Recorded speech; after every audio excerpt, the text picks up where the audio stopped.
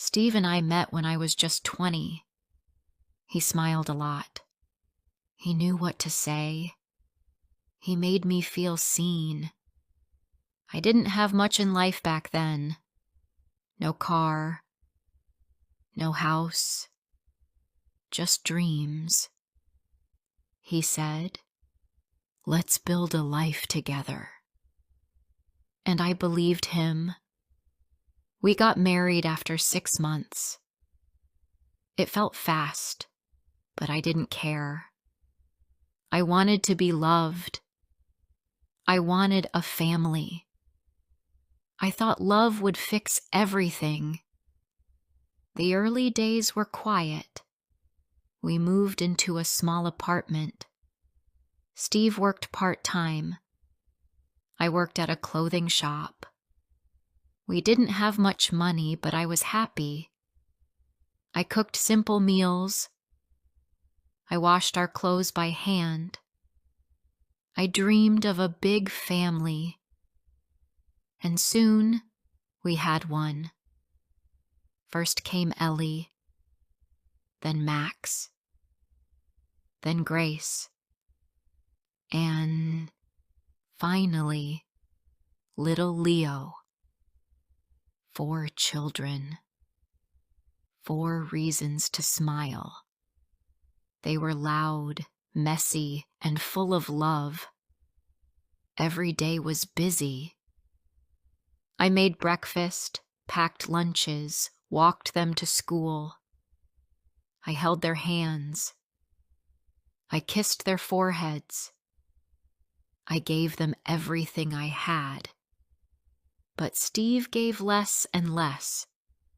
At first, he came home late. He said he was working. Then he started sleeping during the day. Then he stopped working at all. He stayed in bed most mornings. He watched TV, played games on his phone, and said he was tired. I asked, "Can you help with the kids?" He said, "I worked all those years. Let me rest now." I wanted to shout, "That was years ago!" But I stayed quiet. He didn't speak to the children much. When he did, it was to complain. If Ellie spilled her juice, he shouted. If Max asked too many questions, he told him to shut up. Grace was scared of him. Leo cried when Steve walked into the room. I started doing everything alone. I woke up early. I made breakfast. I got the children ready. I walked them to school. I worked all day. Then I came home, made dinner, helped with homework, gave baths, cleaned dishes, and put them to sleep. Steve watched me do it all. He never helped. He never asked how I was. Once I said, "I'm really tired today." He looked at me and said, "You chose this life." Then he turned back to the TV. One night, I burned the food. I was holding Leo in one arm and cooking with the other. The rice stuck to the bottom of the pot. The smell was bad. Steve walked into the kitchen, looked at the food and said, "You can't even cook right." Then he threw the pot in the sink and left the room. I wanted to cry, but Leo was still in my arms. Some nights, I sat on the bathroom floor just to cry. I didn't want the kids to see. I didn't want to scare them. I put a towel in front of my mouth so no one could hear me. I cried until I felt empty. Then I washed my face and tucked Leo back into bed. I stayed. Not because I wanted to, but because I didn't know what else to do. We didn't have money for 2 homes. I had no car, no family near me, no friend who could take in a mother and 4 kids. I felt stuck. Still, I told myself, at least they have a father. But even that wasn't true. Steve didn't act like a father. He was just there, sitting in the house like a shadow, cold, silent, angry, watching us like we were strangers. One day, Max came home from school with a drawing. It was our family. He had drawn me, Ellie, Grace, Leo, and himself. Steve wasn't in the picture. I asked, "Where's Dad?" He said, "He doesn't come with us. He stays on the couch." That night, I couldn't sleep. I started to see what I had been hiding from. The children were not happy. They were scared, quiet, careful around him. They asked me for everything, never him. One Saturday, Ellie dropped a bowl in the kitchen. It broke. The sound was loud. Steve rushed in and shouted, "Are you stupid?" She froze. She was only 9. I stepped in and said, "She's a child, Steve." He turned to me, eyes full of rage. "Don't talk to me like that." I stood my ground. "Don't talk to her like that." He walked out and slammed the door. The kids didn't move. I held Ellie and whispered, "It's okay. You're safe." But I knew she wasn't. Not really. Another day, Grace needed new shoes. Hers were too small. I told Steve, "She needs new ones. Her toes are hurting." He said, "So go buy them." "Why are you telling me?" I said, "We don't have enough money this week." He looked at me and said, "Then tell her to stop growing." That night, Grace cried herself to sleep. I felt so small, so helpless.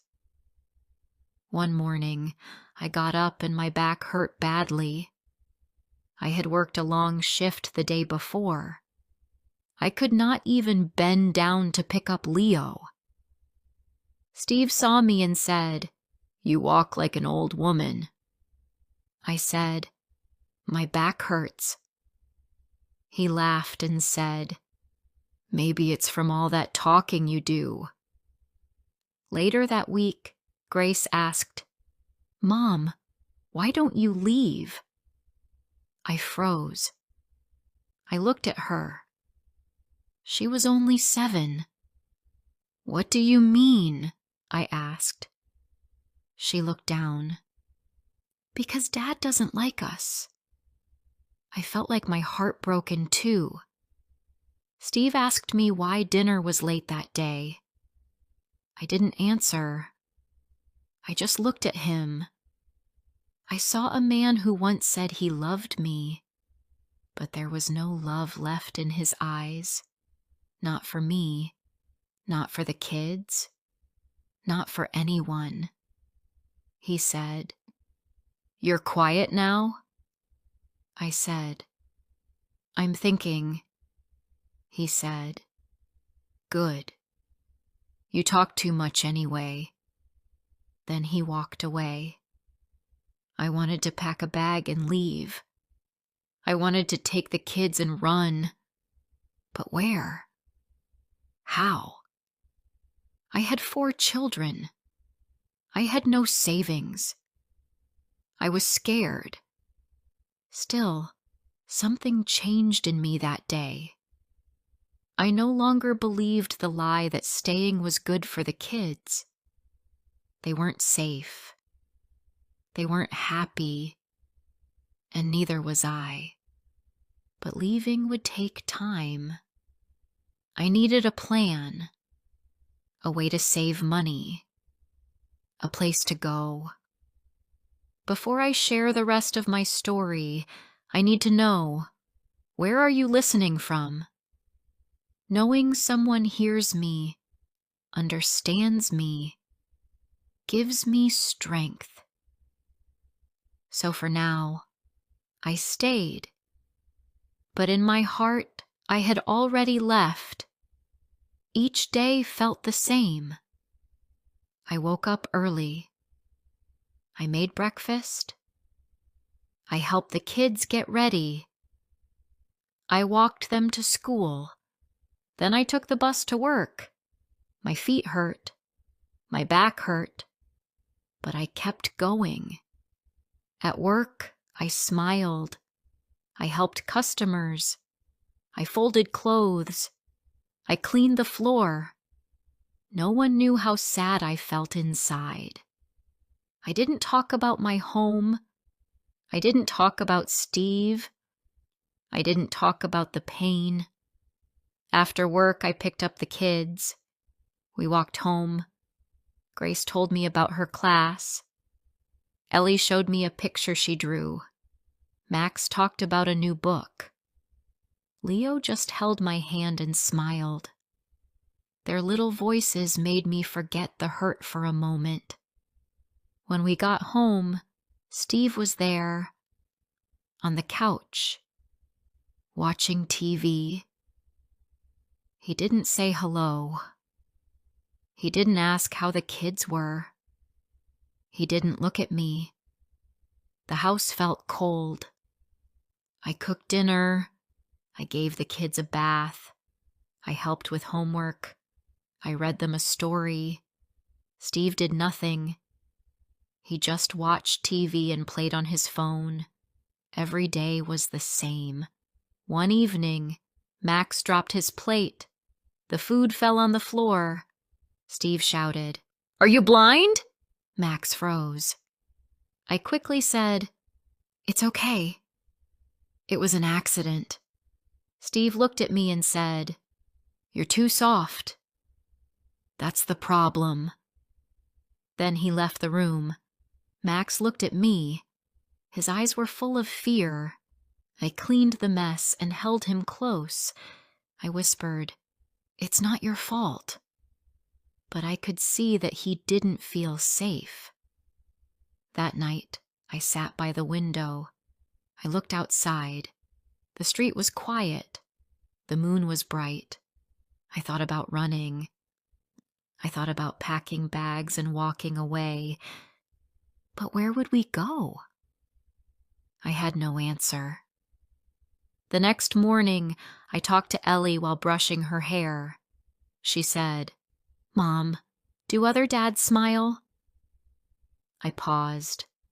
Then I said, "Yes, some do."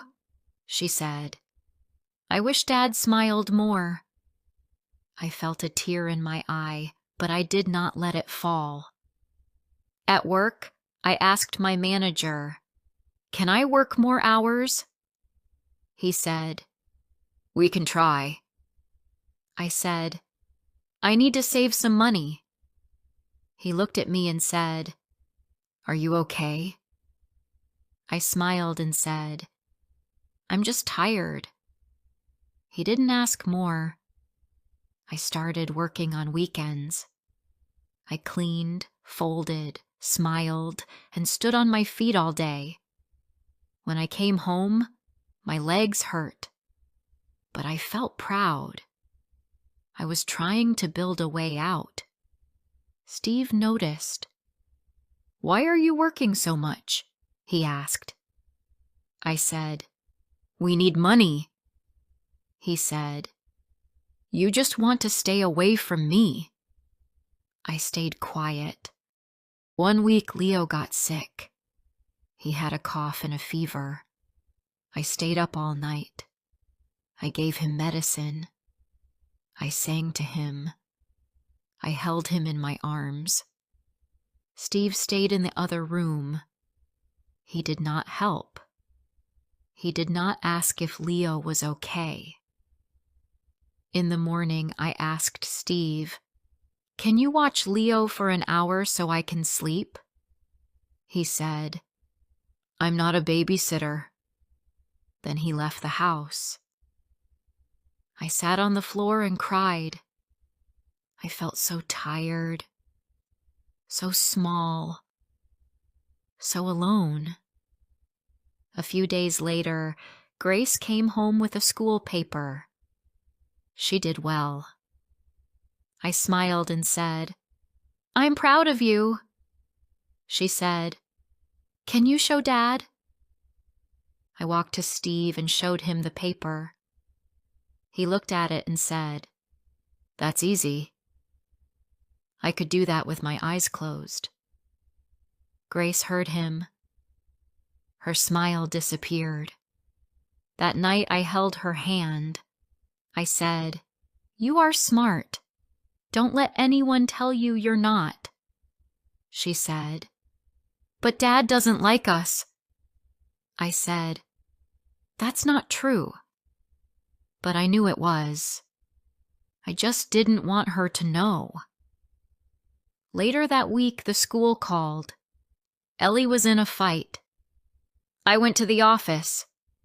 The teacher said, "She pushed another girl." I looked at Ellie.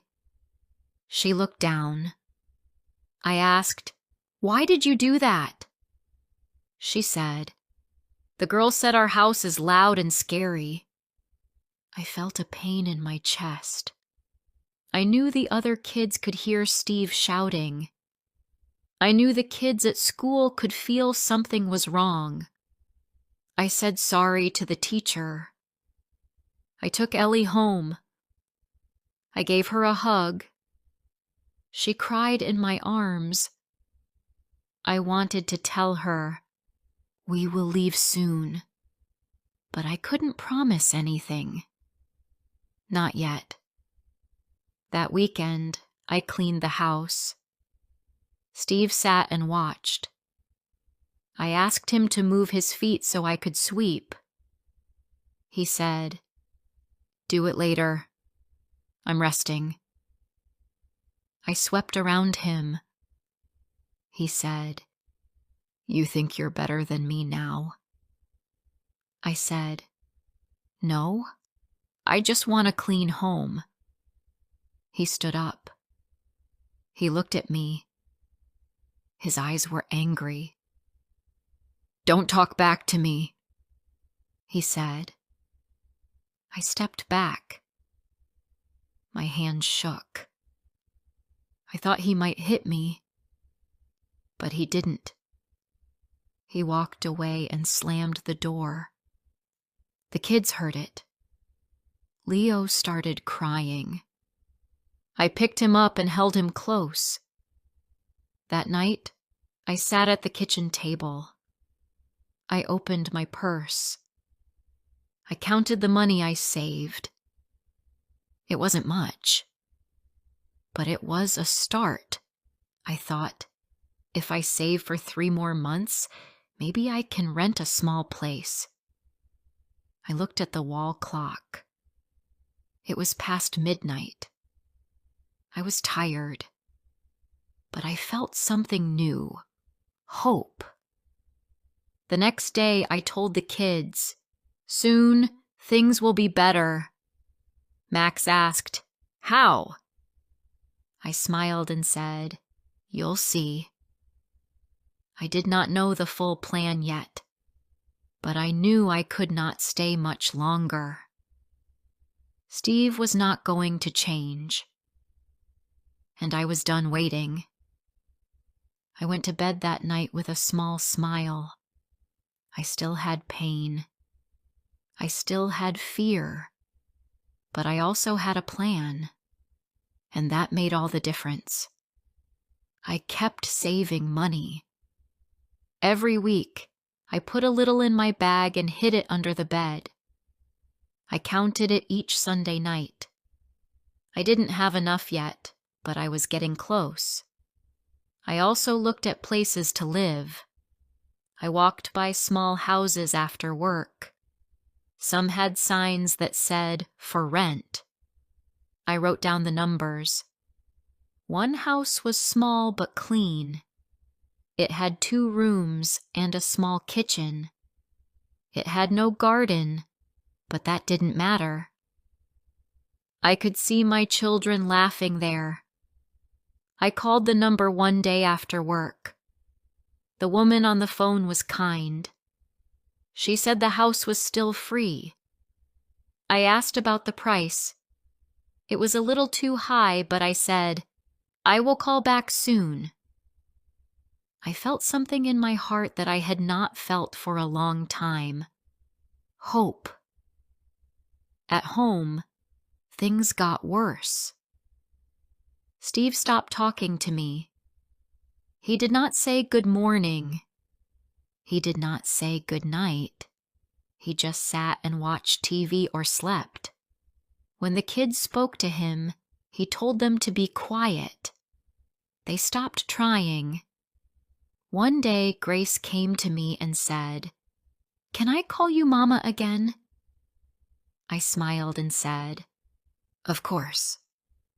"Why did you stop?" She said, "Dad said not to call you that. He said you're just a house cleaner." My hands stopped moving. I was washing dishes. I looked at her and said, "You can always call me Mama. You are my daughter. That will never change." She hugged me tight. Steve was not just cruel to me. He was changing how the children felt too. They didn't laugh as much. They didn't run around. They walked slowly, talked quietly, and always looked at the door before they spoke. I knew it was time. That night, after the kids went to sleep, I took my bag of money and counted again. It was just enough. Maybe not for a full month, but enough to leave. I closed my eyes and said, "It's time." The next day, I went to see the woman with the house. I told her, "I want to take it." She looked at me kindly and said, "You can move in next week." I smiled for real that day. When I came home, I didn't tell Steve. I didn't say anything. I just made dinner, helped with homework, and kissed each child goodnight. I looked at their faces as they slept. I whispered, "Soon, we will be safe." During the week, I packed slowly. I hid the clothes in bags under the bed. I put small toys in boxes and placed them in my closet. I told the children, "Soon we will go to a new house, but you must not tell Dad yet. It is a secret." They all nodded. They understood. The night before we left, I stayed awake. I looked around the small room. I had lived there for years. I had cooked, cleaned, cried, and hoped in that space. It was not easy to leave, but I had to. The next morning, Steve was still asleep. I woke up the kids early. We dressed fast. I picked up the bags and we walked out the door. I looked back once. I didn't feel sad. I felt strong. We got on a bus. We sat close. The kids were quiet, but Ellie smiled and said, "Is this our big day?" I said, "Yes, it is." We reached the house. The woman gave me the keys. I opened the door. The room was small. The walls were plain, but to me, it was beautiful. The kids ran inside. They looked at the empty space and said, "Can we sleep here tonight?" I said, "Yes, we live here now." They jumped and laughed. Max opened a window. Grace touched the walls. Leo sat on the floor and smiled. Ellie gave me a big hug and said, "Thank you, Mama." That night, we had no table, no chairs, no beds. We sat on the floor and ate bread with butter. But we were happy. For the first time in years, the room was full of peace. There was no shouting, no fear, no cold silence, just love. I did not sleep much that night, but I didn't cry. I listened to my children breathe. I watched them sleep. I closed my eyes and said, "We are free." The next day, I went to work as usual. My boss asked, "Are you okay?" I said, "Yes." I left my husband. I live alone with the kids now. He looked at me and said, "You are brave." I smiled and said, "I had to do it." Each day after that, life was not easy. The house was small. The food was simple. We had no sofa, no curtains, no toys. But we had smiles. We had hugs. We had sleep with no fear. Steve called one day. I didn't answer. He sent a message. "Come back." I didn't reply. There was nothing to say. One Sunday, I took the kids to the park. They ran on the grass. They laughed. They played with other children. I sat on the bench and watched. A woman sat beside me. She said, "Your children are happy." I said, "Yes, they are." She smiled and said, "You are doing something right." I looked at the sky and said, "I hope so." I still work every day. I still clean, cook, and walk a lot. My feet still hurt, but my heart is light. If this story touched your heart, don't forget to like, comment, and share. More emotional and inspiring stories are coming soon.